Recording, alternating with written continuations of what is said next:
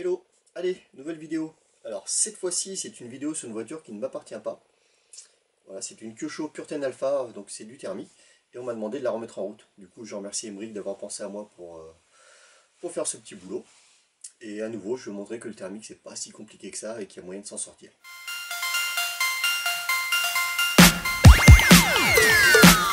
Allez, bon, on va redonner vie à cette Pure Alpha. Alors bon, pour le démontage du moteur, j'aurais pas filmé, voilà, j'ai voulu gagner un peu de temps pour vite regarder si ça valait le coup ou pas. Du coup, le moteur devrait repartir. Il a de la compression. Les roulements sont en bon état. Ah, vraiment, ça c'était le truc à regarder, les roulements sur un petit moteur comme ça. Si le roulement est en mauvais état, au prix des roulements, on trouve un moteur complet, moteur d'occasion en bon état. Donc voilà, ça aurait pas valu le coup de s'embêter avec ça. Là, coup de chance. Les roulements sont récupérables. Bon, du coup, il manque quand même quelques petites pièces sur le moteur. Alors notamment, il manquait la cage aiguille de la cloche d'embrayage. Donc soit cage aiguille, soit deux petits roulements. Voilà, du coup, j'ai une cage à aiguille dans mes pièces. Je vais pouvoir remettre une cage à aiguille. Et il manquait le roulement anti-retour de la tirette de démarrage. Et des vis correctes. Parce que là, du coup, c'est des vis, c'est le vis plastique. À visser dans le plastique et non pas dans le métal. Du coup, il faudra que je trouve 4 petites vis, soit du 2 ou du 2,5.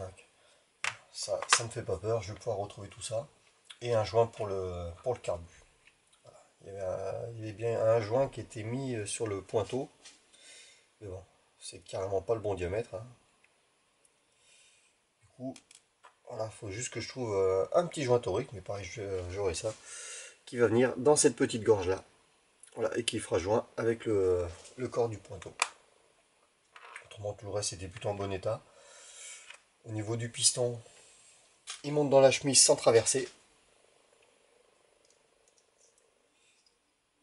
On est vraiment au bord. Mais on voit qu'on a encore un petit peu de marge, donc voilà. Il y aura encore de la compression pour le moteur. S'il y a un truc qui était bizarre sur ce moteur, donc au niveau du carter et de la chemise, c'est que la lumière d'échappement n'était pas du tout alignée. La lumière d'échappement sur la chemise n'était pas du tout alignée avec la lumière d'échappement du carter. Du coup, ça, bon, pareil, je ne l'ai pas filmé, par contre, j'ai fait une photo. Alors, je vous la mets en incrustation, vous allez voir.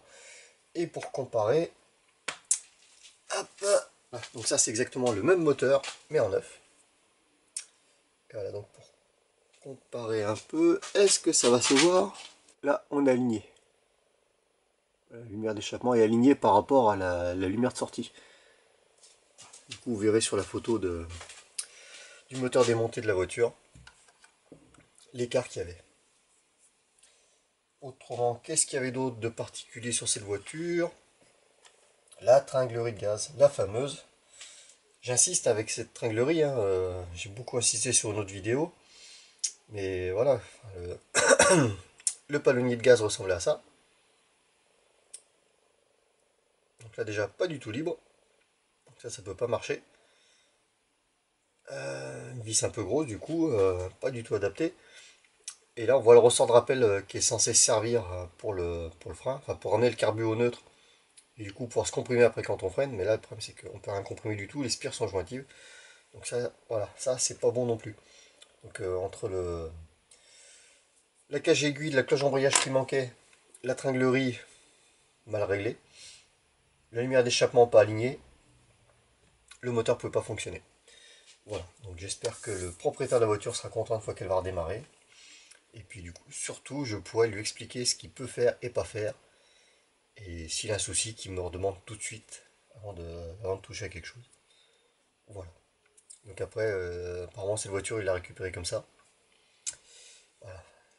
Heureusement quand on ne peut pas apprendre tout seul ce genre de manip. Voilà, ce qui est bien, c'est de trouver quelqu'un pour apprendre. Autrement, c'est le thermique, oui, à ce moment-là, ça peut vite être compliqué s'il n'y a personne pour nous expliquer. Autre chose, sur ce châssis, voilà, il y avait cet échappement qui avait été monté. Alors ça, c'est un échappement de... C'est un Thunder Tiger qui était sur une MiG 15. Voilà, je reconnais bien le bazar. Mais c'est un échappement qui est prévu pour être monté à droite, à cet endroit-là sur une voiture. De par la forme du coude, de la sortie du moteur, enfin voilà. Si le moteur était dans ce sens-là, à cet endroit-là, hop, on se retrouve avec un montage tout ce qu'il y a de plus classique.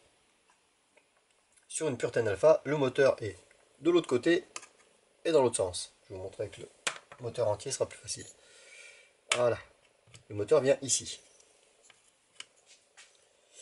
Alors du coup, avec un moteur à cet endroit-là, on a bien la sortie d'échappement qui donne vers l'extérieur, ce qui est quand même vachement plus pratique. Le problème, c'est qu'avec un coude comme ça, hop, si on met le coude, ça crache tout de suite sur le pneu, il n'y a même pas la place de mettre un petit échappement à la con ou quoi que ce soit. Hein. Du coup, sur cette voiture, quand je l'ai récupéré, l'échappement était monté comme ça. Et le résonateur était là. Bon, ça fait un montage très étrange. Et le souci, c'est que pour un peu que le moteur soit réglé gras, les gaz sortent. Il y a moyen de faire fonctionner le moteur comme ça, c'est pas le souci.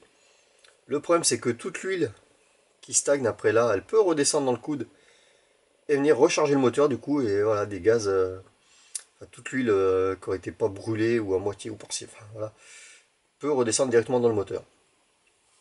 Voilà, donc à la place de ça, même si c'est un résonateur qui est censé améliorer les performances du moteur, je vais lui remettre un échappement type origine et ça ira très bien. Au moins le moteur sera réglable, fiable, et comme j'ai demandé au propriétaire vraiment ce qu'il voulait faire avec, voilà, donc il m'a bien expliqué que c'est une voiture avec laquelle il voulait rouler de temps en temps pour s'amuser, pas plus. Donc il n'y a pas de raison d'en faire une voiture de compétition ou quoi que ce soit. Ce qu'il va lui falloir, c'est vraiment une voiture facile, qui démarre quand il va vouloir qu'elle démarre, voilà, et qu'elle roule. Tout simplement. Donc là, on a récupéré du roulement nickel, qui ne croque pas. Et pour faire de la place sur l'établi, on va attaquer par remonter le moteur. Donc, hop. De l'huile en montage. Alors, il y en a peut-être qui vont reconnaître le nom, JP Racing. Voilà. S'il y en a à qui ça part JP Racing, laissez-moi un petit commentaire.